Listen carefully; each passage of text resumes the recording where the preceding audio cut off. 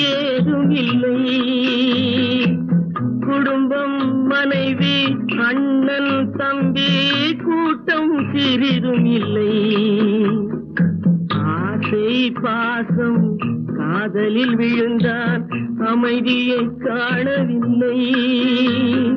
அலைந்தான் தவித்தான் துடித்தான் மடிந்தான் யாருக்கும் லாபம் இல்லை. படைத்தானே